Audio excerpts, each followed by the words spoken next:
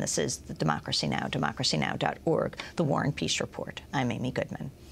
4 miners remain missing in a West Virginia coal mine 2 days after a huge explosion killed at least 25 miners in the deadliest mining disaster in the United States in more than a quarter of a century.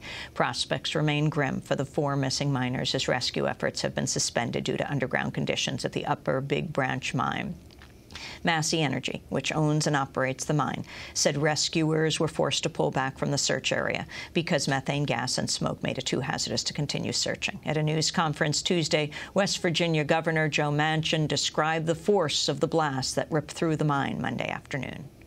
Well, I can only say that when the rescuers that were in the mine and saw what they were able to see until they had to come out, and the type of damage that was done, that it had to be a horrific explosion to cause that type of damage. For instance, rails that cars, buggies, and heavy equipment, train rails that go back in, look like they've been twisted like a pretzel. That's horrific. That's an explosion that is just beyond proportion. And the heat that would come off of that explosion to cause that would be something. Meanwhile, President Obama said the federal government was ready to assist in rescue operations. He made the comment at a gathering of religious leaders at the White House.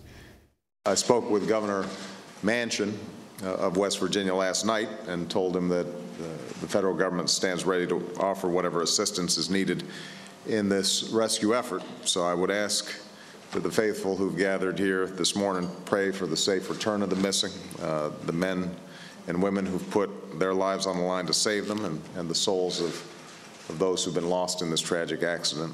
May they rest in peace, and may their families find comfort in the hard days ahead. Massey Energy has frequently been cited for safety violations at the mine. According to federal records, the U.S. Mine Safety and Health Administration, or MSHA, cited the mine for more than 1,300 safety violations from 2005 through Monday, for a total of $1.89 million in proposed fines. 50 of those citations came in March alone. Many of those 50 citations were for poor ventilation of dust and methane, failure to maintain proper escapeways, and the accumulation of combustible materials. The Charleston Gazette reports that last year, more than 10% of the enforcement actions taken by MSHA at the Upper Big Branch mine were for unwarrantable failure to follow safety rules, compared to about 2% at mines nationwide. The CEO of Massey Energy, Don Blankenship, has denied any wrongdoing and said that any suspicion the mine was improperly operated was unfounded. He made the comments in an interview with Metro News Radio on Tuesday, where he responded to the large number of safety violations at the mine. Violations are, unfortunately a normal part of the mining process. You have inspections every day, and it's hard to differentiate sometimes between head count or number counts on violations and the seriousness or type of it. But certainly there are violations at every coal mine in America, and UBB was a mine that had violations. I think the fact that MSHA and the state and our fire bosses and the best engineers that you can find were all in and around this mine and all believed it to be safe in the circumstances it was in speaks for itself. As far as any suspicion that the mine was improperly operated or illegally operated or anything like that would be unfounded based on all these people who were involved in the day-to-day operation of the mine. Is there a natural paradox that exists when, on one hand, there's an argument, you would argue, that this is a safe mine. On the other hand, it obviously was not a safe mine. It couldn't have been a safe mine if we had an explosion of this magnitude. Would you agree with that? Yes. I mean, I think that anytime you have an explosion, you obviously had a circumstance that is not supposed to exist. Not knowing what that circumstance was, I don't know how avoidable it was or how it should have been detected. I don't know that we'll ever know. Certainly that'll be the focus of the investigation, but you can't say that a mine that exploded is safe. The challenge is the human challenge of what is a human capable of doing to make a mine safe, and how good an execution can you get out of the people that are involved in every mine, and what type of natural or unnatural occurrence that was unforeseen, happened. Massey Energy CEO Don Blankenship being interviewed by Hoppy Kercheval of Metro News Radio in West Virginia Tuesday. Massey is the fourth largest coal company in the United States and the largest coal producer in central Appalachia. For more on the story, we're joined by two people. Jeff Biggers, a journalist covering mining in the Appalachian region. He's author of Reckoning at Eagle Creek, The Secret Legacy of Coal in the Heartland. He is joining us from Peoria, Illinois. His family goes back generations in the mines. And joining us on the phone from Raleigh County, West Virginia, is Chuck Nelson. He worked as an underground miner in West Virginia for 30 years, 8 of them with Massey Energy. He's now a member of the Ohio Valley Environmental Coalition. He lives about 12 miles from the Upper Big Branch mine. Welcome to Democracy Now! Jeff Biggers, let's begin with you. Respond to Don Blankenship, the CEO of Massey. To me, it's really a twisted logic, Amy, to say that violations are just a regular occurrence that we should accept.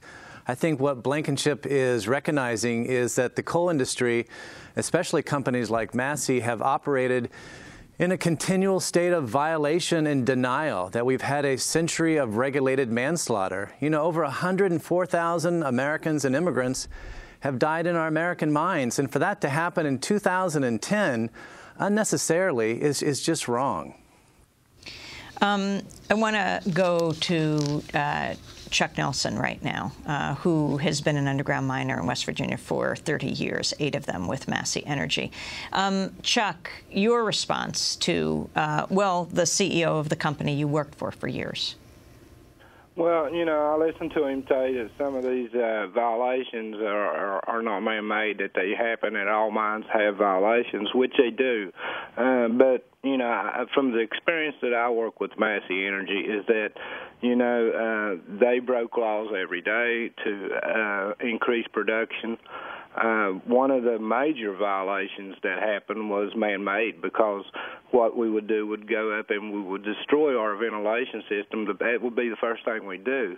And that was removing the line curtain, which directed the air current up to the working face, which diluted the methane from building up and carries it harmlessly out of the mines.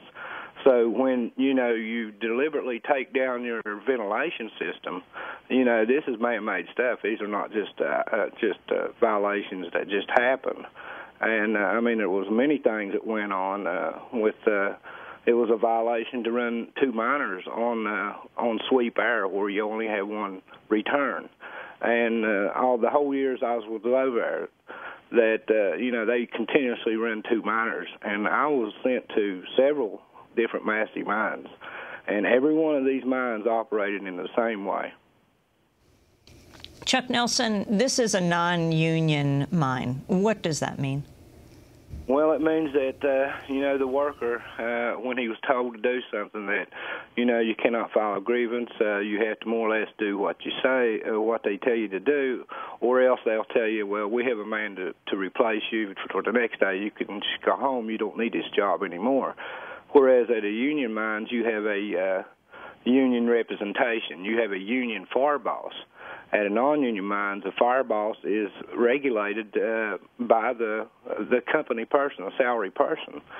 So, being from a union mines and having a union fire boss to go in and inspect the mines, he had a lot more care about his job, because it's his co-workers, it's his brothers that he's working with side by side. And working in the mines, you become a family. These are really close-tied individuals. And, it was the difference between working at a union mines and a non-union mines is just like day and night. I was watching the networks yesterday, and they were saying, they had a guest on who was saying, it's not a matter of unions, it's just a matter of MSHA, the Mining Safety and Health Administration. Well, I know that they had sent inspectors at our mines before, to check dust compliance, and these were federal inspectors, which was supposed to be with the workers the entire shift and never leave them. And at the Massey mines, they would have ways to bring the inspectors outside to say, we have lunch for you, or, any way to style them as much as possible.